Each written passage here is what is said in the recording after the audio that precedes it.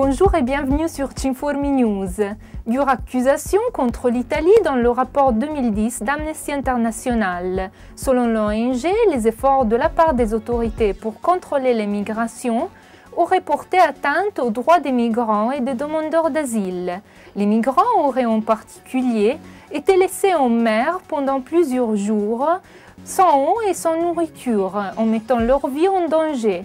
Amnesty International a également fait des critiques sévères sur les problèmes des Roms. Ces derniers auraient en effet été l'objet d'évacuations forcées illégales et n'auraient pas eu droit de façon équitable à l'instruction, à un logement, aux soins médicaux et à un emploi. Le ministre des Affaires étrangères Franco Frattini parle d'accusations injustes qui ne rendraient pas hommage au travail des forces de l'ordre pour sauver des vies humaines.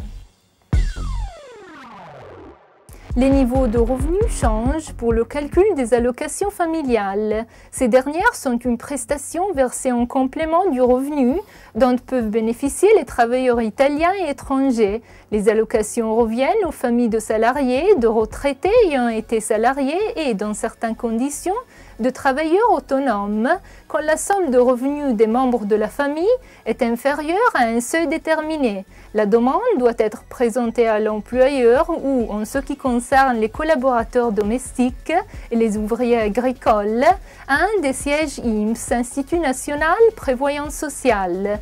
Le tableau avec les nouveaux niveaux de revenus pour les allocations familiales est également disponible sur le site cinformi.it. Les travailleurs immigrés occupent les emplois que les Italiens semblent en général ne plus vouloir accepter. C'est ce que confirme le rapport annuel de l'Istat sur la situation du pays en 2009.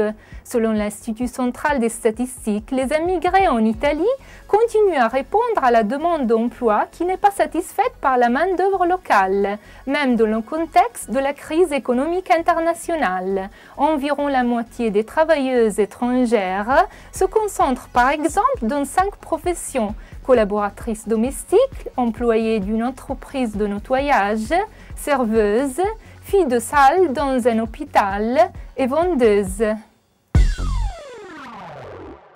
Au 1er janvier 2010, la population dans le Trentin était de 525 000 personnes, un chiffre qui augmente grâce à l'apport du solde naturel, mais surtout à l'ampleur du solde migratoire ou social. Cette donnée ressort du rapport annuel du service de statistique de la province autonome de Trento.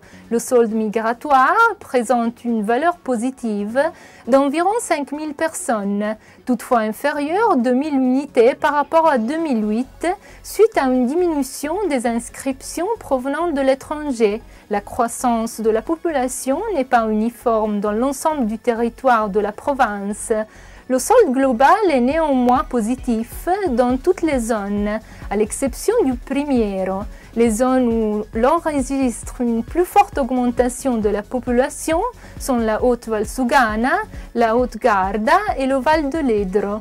Voilà, c'est la fin de cette édition de Cinformi News. Merci d'avoir été avec nous. À la semaine prochaine.